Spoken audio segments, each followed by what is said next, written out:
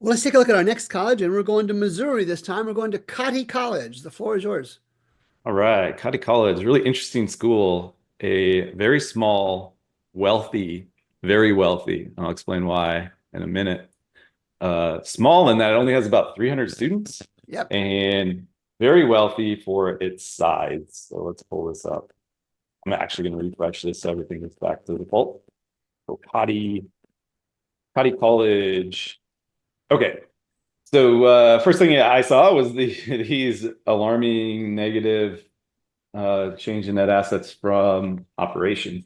I dug into these a bit more because this looks pretty catastrophic, and it's a bit of a challenge to figure out exactly what's happening because they have an affiliate as well, which is called the PSE. Oh, what's it called? I had it written down. PEO Sisterhood, yeah, PEO Sisterhood.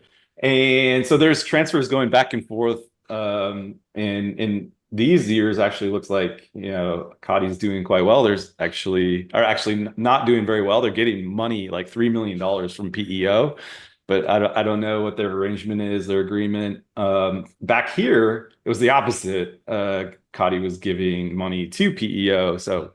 It's a little bit tricky to track what's happening there, but we can look at some things that can't be hidden, which is we can look at their total net assets. This is like your net worth, right? And take a look at how that's been changing over time. And there, not a lot to like there. That's at the 25th percentile, although growing, so it's not catastrophic. Their net assets, net worth, in other words, has grown by 21%, but that's far lower than the median of 46%. Another thing to look at is unrestricted net assets, and that's really their net worth that they can use for whatever they want, right? It may not be liquid, but it's not restricted by donors, and that's shrunk, right? And that's abnormal. Again, it's weird to be shrinking. It should be growing. About 35% is the median. So some red flags there. And if we take a look at their endowments, another big red flag, the endowment's growing, but it's not growing very well. This is well below the 25th percentile in terms of growth, about 15% growth when normal is about 57%. And what do you suppose is the reason for the low growth? We see this all the time. The appropriations are off the charts right now. 8% draw, 7%, 6%. The Oh, last time they yeah. had a normal draw was fiscal year 2021, it looks like. And even that was a bit high. And then they had some big draws back here. So all of that is working against their endowment, net assets, unrestricted net assets, and so on. So they are in financial stress for sure. Just looking at these metrics, you need to bring that endowment draw back down about half of what it is right now, and fit your budget within that much lower operating revenue. Um, all right. So here's the thing, though. This school is super wealthy. Let me just show you how wealthy it is relative to its size. So let's go to the endowment value first in millions. They have a $108 million endowment, which may sound pretty normal, but again, the school is tiny. So on a per FTE, Look at that. that is Oh, $400,000 per student. This is one of those schools that's really awesome in my view that basically they could probably make, if you just looked at their appropriations, they could probably make the school free, right?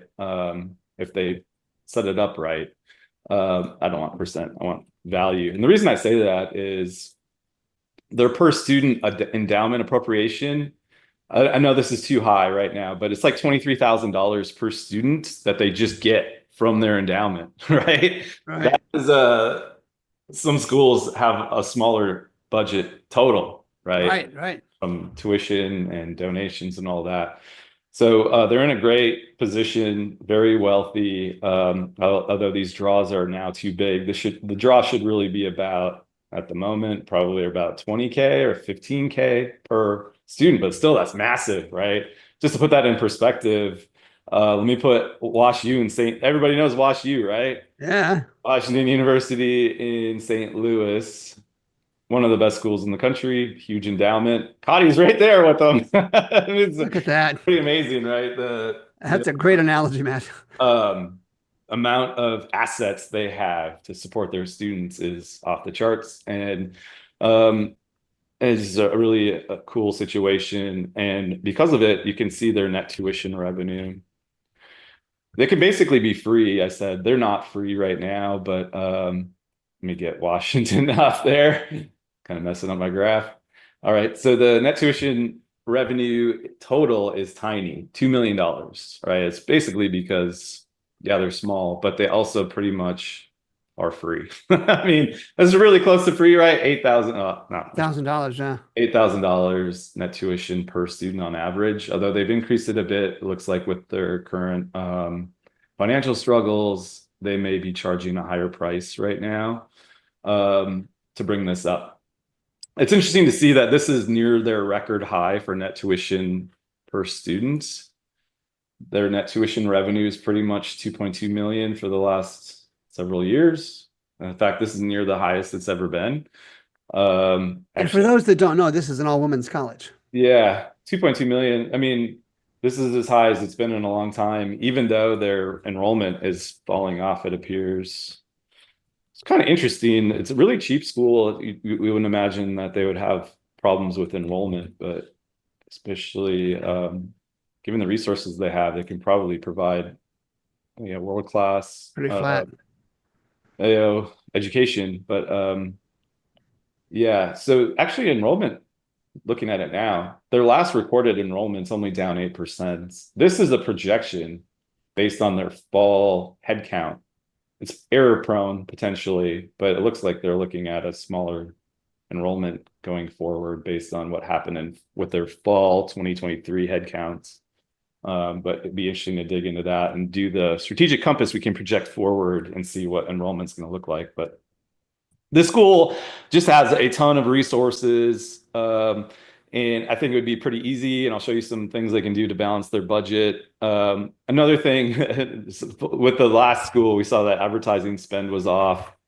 I just wonder if maybe they can market some more. There's this sudden drop here in advertising in 21. It's never really come back on a per FTE basis. That's 2 colleges in a row we've seen that happen. Yeah, 2 colleges in a row struggling a bit with enrollment, and at the same time they've got low. I mean, actually, that advertising spend relative to their operating revenue is about right, but there was a sudden drop, and so it's kind of. I wonder if there wasn't some consequence of this, right? Going from 600,000 to 200,000 in 1 year seems pretty dramatic change in the marketing approach. It may have been the wrong approach. So this is, again, a really important thing about data is you can go back and figure out, okay, well, what mistakes were made and can we reverse some of these mistakes? I'm not saying that this was, but it could be, right? So should check it. All right. On the cost side, so they have lots of, the school is super wealthy, right? So the cost side has to be the problem. And I'll show you a lot of this right now, starting with employees. All right, per FTE employees, I mean, just off the charts here for number of staff per student.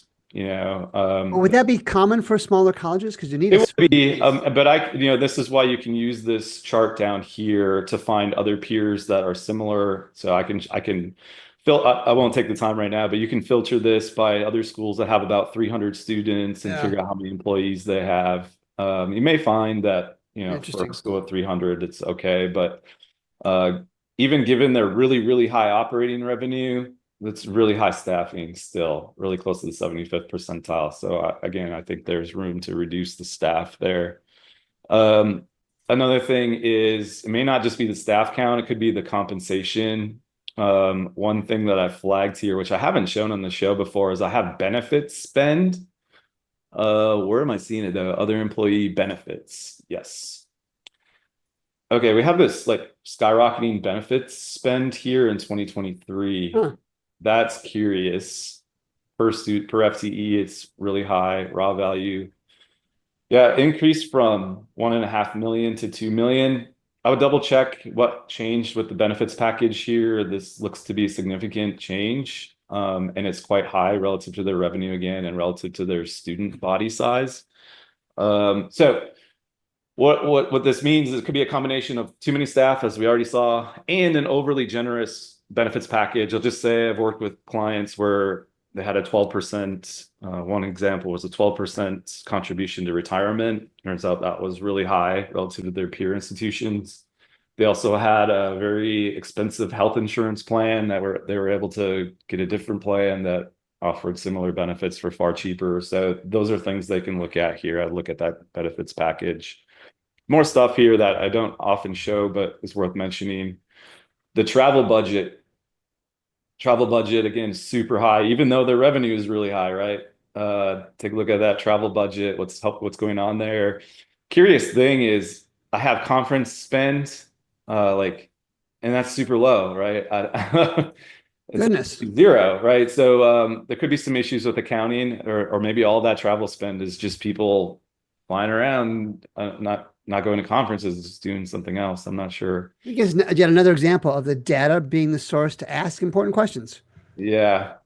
They don't have a food service contract. That in itself is another thing to look into. Yeah, and again, all their contracts are down here, and as you can probably imagine, they have a bunch of contracts. And I'm not going to put them up here, but I'll just say they have one fiscal year that they often have two consulting contracts that are over 100K.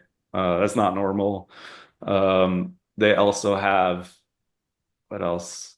If you check their fees for services, spend off the charts again. So my advice to them, check the vendor contracts, check the staffing, all right, check the travel spend, check the advertising spend, which should be probably higher. You got to reduce your draw on your endowment to make that around 4.5% or so. So lots of stuff to do on their end. I'd be happy to help them do it. But those are the big high level things that I think they need to focus on right now. I'll pass it back to you, Gary.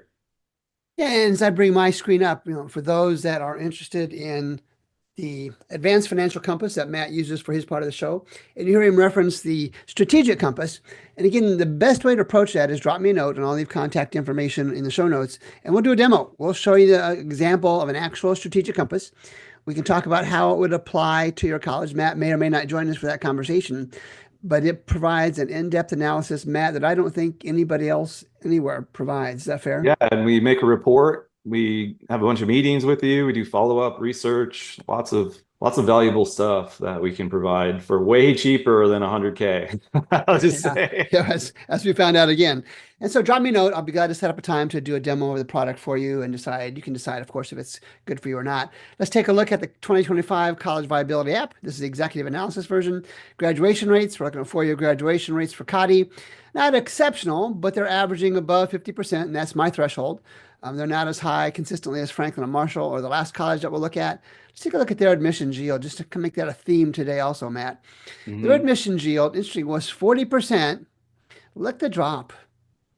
Just compared to the other two colleges we're looking at today, something is going on where students admitted to Cottey College in 2016, a lot higher percentage of them said, yes, I'm going to go there, than is happening in 2023. I can't even engage in educated speculation on why that may be the case, but that's a precipitous drop, Dr. Hendricks.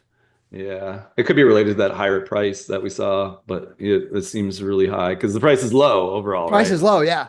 Hard Yeah. to imagine you're going to Yeah. get a better offer from another private Yeah, school. that's a great point.